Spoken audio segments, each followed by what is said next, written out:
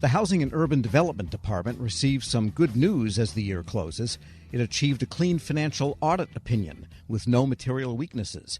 It even won praise from its Inspector General. For how this happened, we turn to the Chief Financial Officer, Vinay Singh.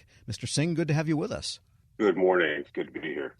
And I guess the significant thing is not that this is not the first time. And now, for a lot of agencies, great, we got a first clean opinion. Tell us more why not your first and why not being the first is significant. First is always great, but this is about sustainability and a continued focus on what an unqualified or clean audit opinion means. In addition to, this is the first time without a material weakness.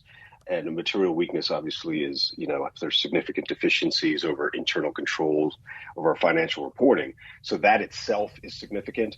In addition, this year, we also hit the timeline of November 15th, which has been eluding us for quite some time. So what it's showing is the sustainability and the ability of our teams to start really leveraging our rigorous processes that we put in place to not only get that clean opinion, to do it on time, to do it removing the material weakness. I mean, this continues to show and should enable the public trust. And for those of us that aren't enthralled by federal finance, which I find fascinating personally, but maybe everybody doesn't. Sure. What is the process by which the opinion is rendered and who renders it? Yes, this opinion, we have an external auditor, Clifton Larson Associates, CLA. In the past, it was done by our Office of Inspector General, our IG, but having a third party, external party, free, independent is critical. So the process is, during the year, they will evaluate our controls, they will look at our processes, talk to management, talk to the programs, and really test whether all our financial statements are free of material errors.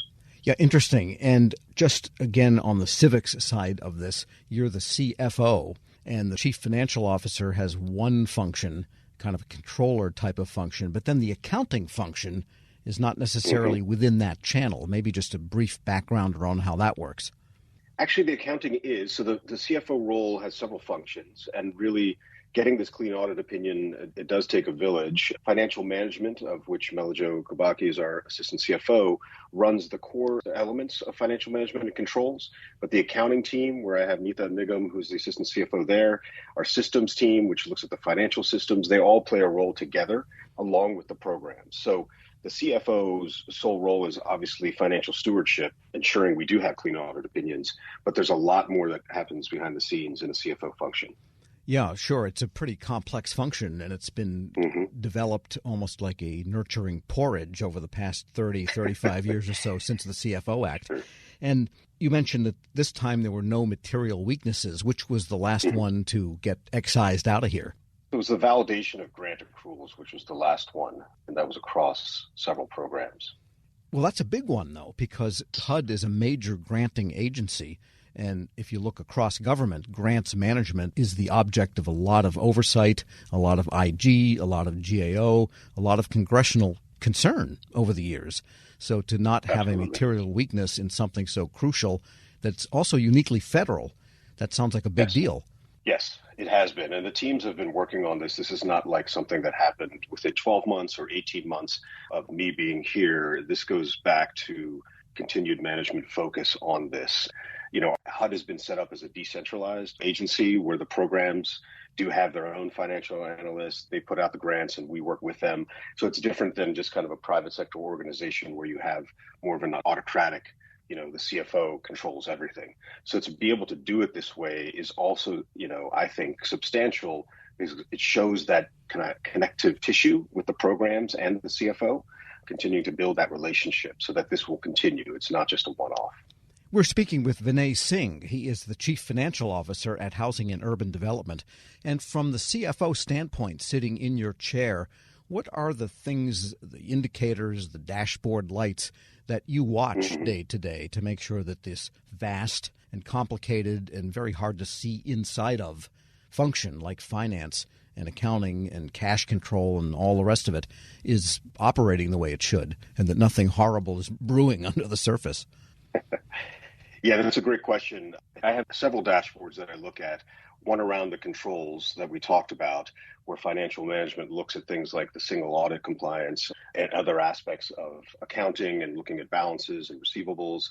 But in addition, it's about kind of some of the compliance around systems. So, one of the other key progress areas that we've made is that all HUD systems are now FFMIA compliant, which is the Federal Financial Management Improvement Act, and we resolved our last system noncompliance. So even getting our systems, and if you're obviously following government, that's a significant piece.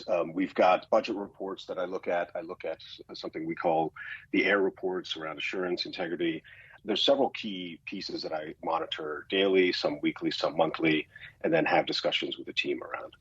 I would guess the magic in this is being able to spot things before they turn into material weaknesses or some worse kind of financial leakage, which, they pop up from time to time. Fraud, improper payments, and the like. Correct. And we do have dashboards around that. Our risk team, that also sits in CFO, monitors a variety of risks that we continue to monitor and mitigate. And if you will, you're correct when we say, catch things before they happen. So our teams have really continue to perform readiness reviews and risk assessments, and it's kind of an ongoing process. So it's year long. Even though our financial year is fixed and ends September 30th, the teams are always looking 3 months out, 6 months out, and monitoring what is coming down the pipe. And is there an information technology type of enhancement that can help people? Because many of the financial systems, I think HUD for a while there had some of the oldest systems still running in government. And I think you've done a lot of modernization over the last few years. So it seems like the CIO is a good partner as you're trying to get best CFO practice established.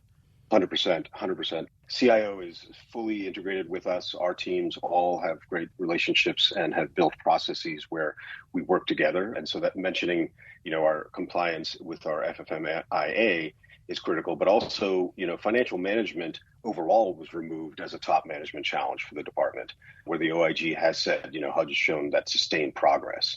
But it does require technology and tools. We have had antiquated and continue to have some that we continue to try to make progress on, but we're starting to leverage, tools that are a little bit more common, such as the BI tools, the business intelligence tools.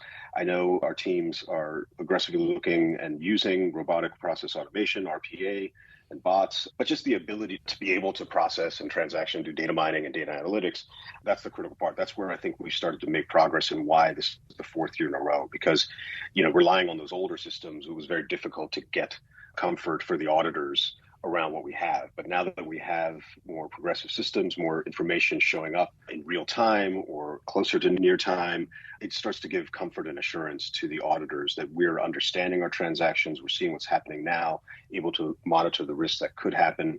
And it's just that sharing of information, that transparency, and that ability to cut across. And I would think that for a shrewd program manager, in fact, I've told hundreds of them over the years, your best friend in program management can be the CFO, because they can help you be an ally in what you want to get done, but just don't try to do it without them. And so I'm guessing that having full control over financial management and getting that clean audit and knowing your processes are accurate can make you a better and more informed counselor to programs that are trying to find ways financially to get things done. Absolutely. I mean, what HUD's been doing is leveraging these process improvements and those IT resources you referenced to really reduce the monitoring burden on grantees, where the programs can rely on our processes. And that reduces a lot of the manual efforts on many sides and increases that data integrity. So we use, obviously, as you said, technology and innovation to connect, analyze, visualize data. And that just lets our offices prioritize where the weak spots are. So now it's not just everything's on fire. We really are able to take a step back, understand where those weak spots are, and focus our efforts on strengthening the high-risk controls. And when you go to the Hill, you probably have a lot more credibility as an agency. Yeah, I think so. I believe so. And I think that's what, coming back to what I started with on public trust, I mean, that's what I try to instill in a lot of folks that don't understand, that are not non-CFO, right? The program offices and others. Why is this so important? I mean, a lot of this is compliance, and, a lot of folks push back and say, why are we doing so much? There's so much else to do. But I try to convey the essence of the mission is if we're able to give you that clean audit opinion, that public trust is improved, the Hill and other stakeholders believe that we are able to have good financial stewardship of the monies and make improvements on our mission. And so therefore, yes, it's a circle, it's a life cycle, and it continues. And just briefly, your own background to come to CFO, because you sound passionate about this type of work. Absolutely. I mean, I